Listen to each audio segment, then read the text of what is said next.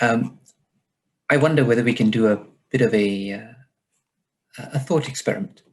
I want you all to imagine that you're 300 years back, it's still snowing outside, you're sat in the middle of New England in Boston, and all around you is a raging epidemic. There are 844 people who've died already.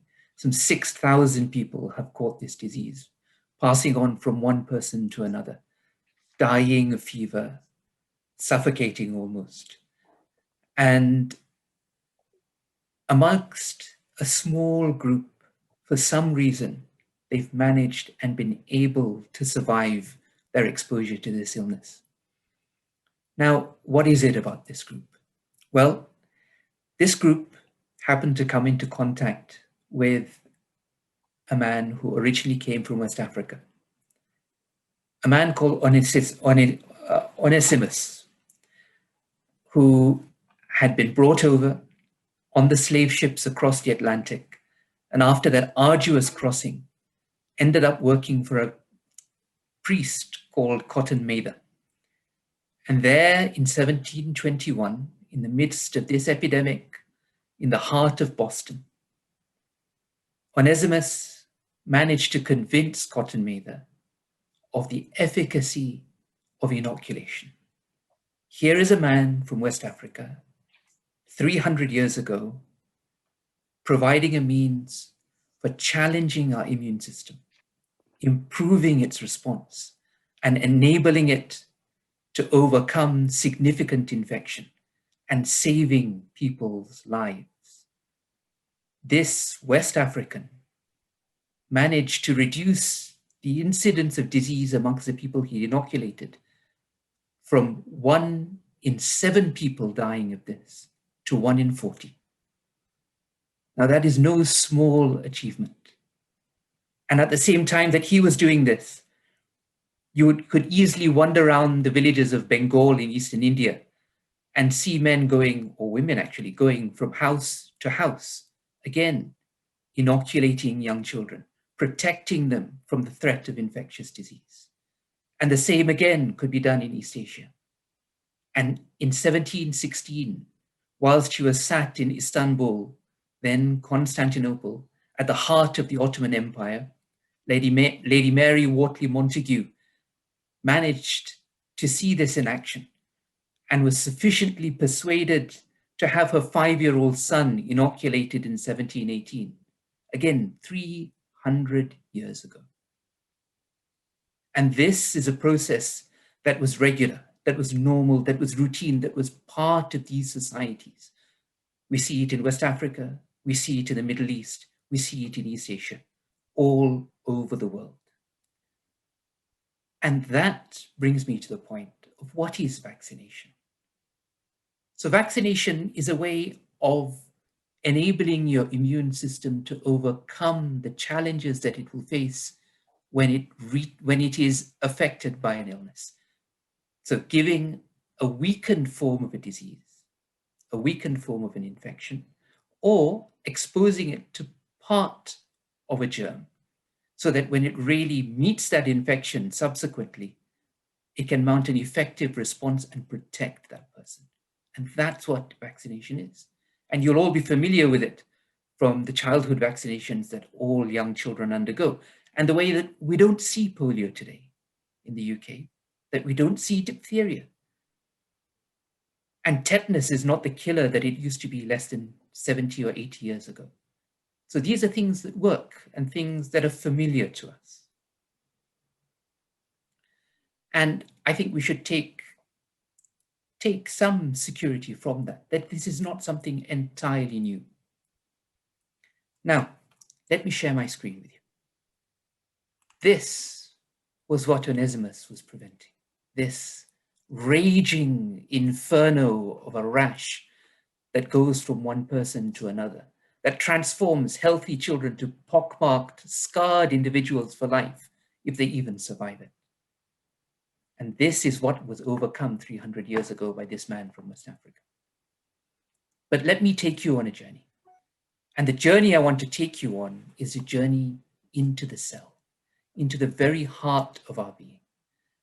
Here in front of us is the unit of life, and here at the middle of it is the nucleus. All around is an impregnable barrier made up of fats called the cell membrane. This double-layered membrane is what holds everything else in. And there's no way in or out of it except through tiny portals with their gatekeepers allowing passage through.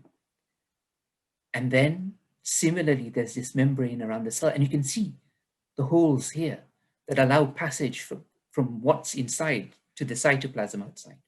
And this is the gift from generation to generation. This is the means that the cell controls its response to the world by commanding how it produces proteins. So imagine it like a vast library with these tiny scripts, these messages being sent out all the way around to these protein-producing factories around the edge. And as that script is read, these factories manufacture proteins that are then used either at the membrane or elsewhere within that cell. But that message, a bit like a letter to James Bond, self-destructs. It disappears within about 48 hours. That message, that mRNA, lasts only a few hours within the cell. So what has this got to do with vaccination? So the two vaccines that we have, one produced by Pfizer and one produced by Moderna, are vaccines that contain bits of mRNA, this fragile molecule that rapidly disappears, and somehow manage to get that into the cell. And the way they do this is by coating it in a lipid layer. That lipid layer comes and collapses into the cell membrane. It doesn't need to go through those portals. It just merges in and like a ghost passed through and into the cell itself, and then disappears. That lipid layer disappears, revealing the mRNA, which makes its way down to the ribosome, and they then produce the spike protein. So what you're getting the cell to do is produce a protein that would normally appear on a virus. And because it's abnormal, because it's not something the cell normally produces, that protein is taken to the surface and shown to the immune system. And you have an immune response and you start producing antibodies. And your immune cells recognize anything that might produce this and would kill it. And then another way of getting it is like the Oxford vaccine does, where it uses a virus that does not replicate. It comes, it infects you, and then introduces this, again, little script that is then made up, used by the ribosomes to produce more of this spike protein. And in that way, produces an immune response. So these are very, very clever vaccines, but they're not entirely new. The Pfizer vaccine has been in research for at least 10 years in one form or another, as has the Oxford one, and then has been, with a sideways shift, used in the current coronavirus epidemic. So knowing that, how safe are they? Over 30,000 people, actually 45,000 people have been vaccinated with these vaccines in the trials leading up to their public use. And today, at least 5 million people have been vaccinated in the UK. And we've not had any reports of severe side effects. We've not had any deaths associated with this. But what we do see and what we expect to see is the immune system responding to this, producing swelling at the site, maybe a headache, bit of fatigue, fever, and nausea. And most of these stop after 2 days. So the vaccine is safe, it follows a well-established tradition, and this is a tradition that communities all around the world have been using for the last 300 years. So one of the main challenges throughout the past year that we've seen is that people can present with coronavirus very, very, very differently. I had coronavirus apparently, and I know that because I've developed antibodies to it, but I never had an illness that was particularly severe and required me to stay in bed, if you like. But the other week, I was sat at the end of the bed of someone who, despite us giving him large amounts of oxygen, almost 60,000 liters of oxygen a day, was holding my hand and thanking me for the care that he had had because he wasn't getting better on that oxygen. And we knew that they had a limited time on this earth. They were alone. Their wife of 50 years wasn't with them. Their children were nowhere near them. And all they had were the nursing staff and the medical staff and their fellow patients in this 4-bedded bay with oxygen just being pumped in and knowing that they weren't doing well. And for me, that was harrowing. For me, it was an incredible honor to see this gentleman so noble at the end of their life. And that is the problem. We do not know who will become very unwell. And I wouldn't want anyone to be in that position.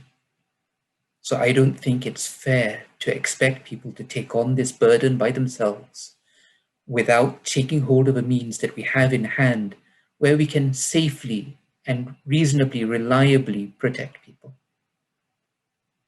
And that's the reason why I think we shouldn't allow the virus to rip through our population.